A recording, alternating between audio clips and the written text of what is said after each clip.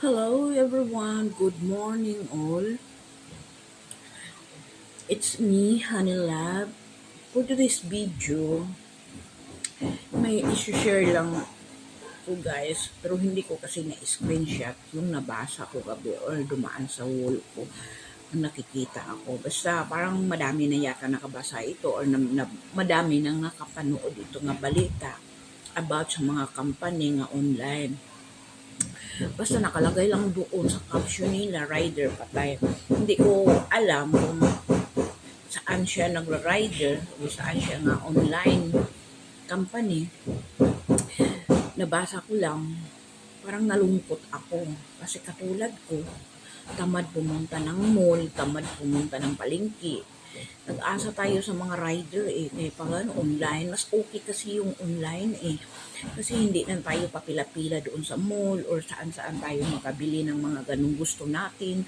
Katulad ng mga grab pabili. 'Di ba?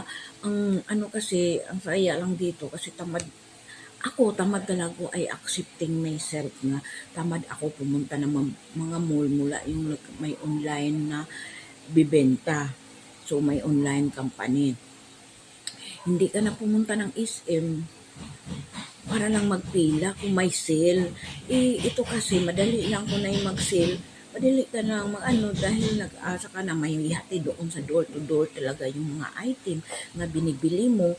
Kasi mas okay yun. Pero parang nalalaman ko kagabi, nalulungkot ako nga. Yun ang sinasabi nga iba na yung mga rider kasi nakalagay doon sa caption nila rider patay pero hindi ko alam kung saan siya nga company nga nagra-rider basta sabi lang na hindi wala na daw mga rider na ilan na daw iban like a TikTok at saka yung Lazada, Shopee yun naman lang din nabanggit ng mga rider nga company online o paano naman parang kakalungkot naman, 'di ba? Kasi tayo nasanay na tayo, ilang taon na nga tayo nagbibili sa mga online eh. Kasi madali lang kasi online, lalo nang magpabili ka, yung mga item nga magpangdalian, 'di ba?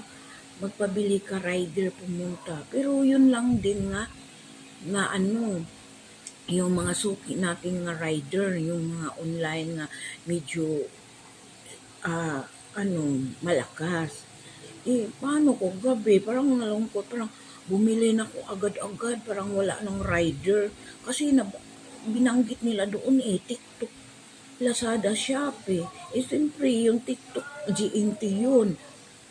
Hindi ko lang alam doon nga kung saan yun nga company nga rider. Bakit nakaganon? Sino nakakita yun nga balita or sino nakabasa, comment lang sa comment section kung bakit namatay siya. Kasi hindi ko kasi naghalungkat doon kung bakit namatay yung rider. Pero sa akin, kalungkot naman. Kasi may mas ganda pa rin mga rider. Kasi tingnan mo Lazada. Binanggit pa Lazada. O saan ka bibili naman kung mahal naman yung iba. Diba? Kasi ito lang TikTok kasi, itong TikTok dito kasi ka makapamasa kasing presyo dito eh. Sinali pa. Bakit sinali? Shopee kasi, hindi ko masyado sa Shopee kasi hindi ko maintindihan doon.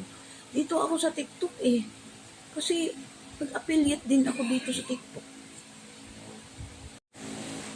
Yun guys, parang kakalungkot naman kung totoo to. Sana hindi naman totoo.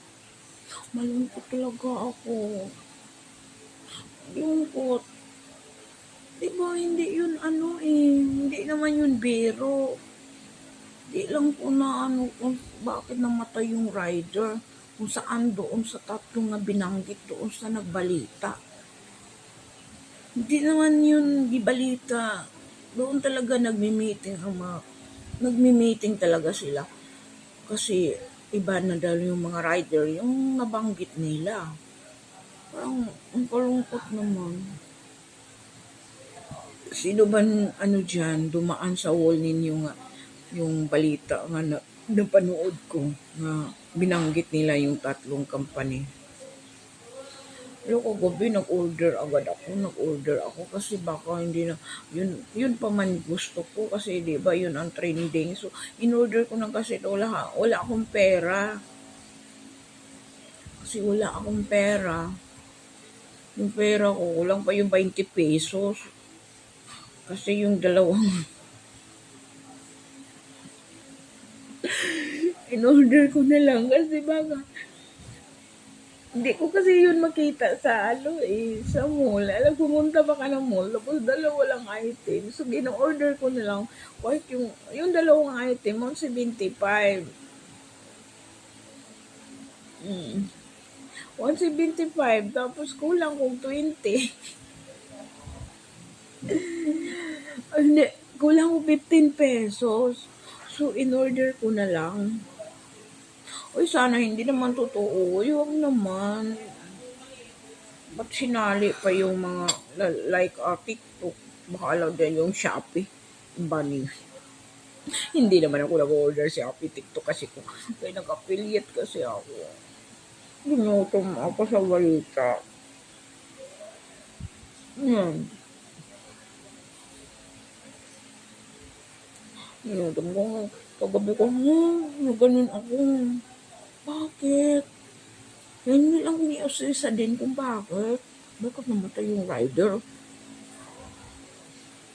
Huwag naman bala magsira yung Shopee. Huwag lang yung TikTok. At saka mula yung may TikTok na, hindi na din ako nag-order sa Lazada. TikTok kasi kung may affiliate ko sa TikTok.